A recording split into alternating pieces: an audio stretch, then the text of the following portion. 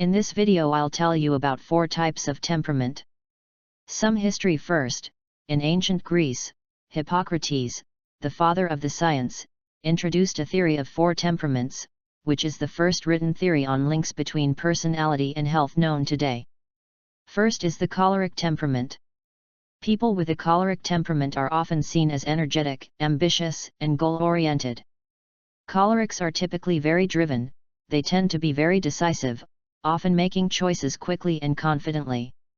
They have a strong desire to lead and dominate situations.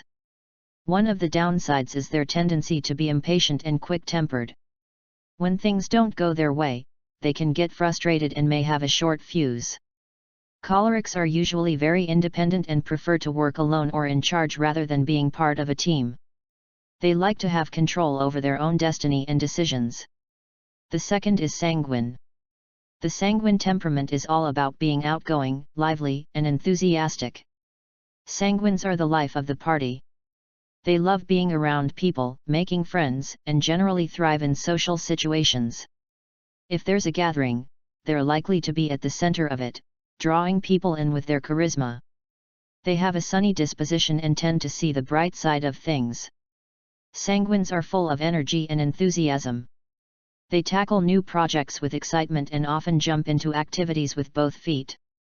They tend to live in the moment and can be quite spontaneous. Sanguines have a natural charm and can be very persuasive.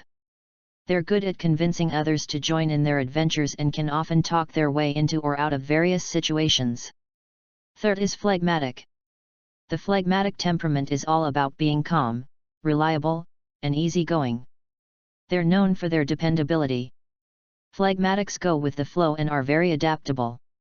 They don't fuss much about changes or disruptions, and they're generally flexible about plans and situations. This makes them easy to get along with.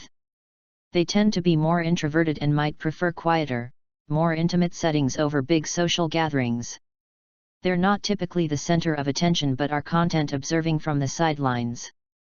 Due to their desire to avoid conflict and maintain peace, phlegmatics can sometimes struggle with making decisions.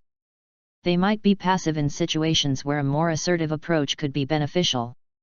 They're often very supportive and empathetic, showing understanding and kindness towards others. They're good listeners and provide a comforting presence to those around them. And the last is melancholic. It's the only weak among the 4. The melancholic temperament is all about being thoughtful, analytical, and detail-oriented. Melancholics tend to be deep thinkers. They spend a lot of time reflecting on life and analyzing situations. Their minds are often busy with complex thoughts and introspection. Melancholics are usually quite sensitive and can experience emotions deeply. They might have a rich inner life and be very empathetic towards others, though they can also be prone to feelings of sadness or melancholy. They tend to be very organized and like to approach tasks in a systematic way. They appreciate structure and order, and often prefer to plan things out rather than dive in impulsively. They can sometimes have a tendency towards pessimism, worrying about potential problems or negative outcomes. This cautious nature means they might take longer to make decisions, as they weigh all possible consequences carefully. Melancholics are often very loyal to their friends and commitments. They take their responsibilities seriously and are usually very dedicated in their relationships and obligations. I told you about the 4 types of temperament. I hope you do understand it now. Which temperament are you?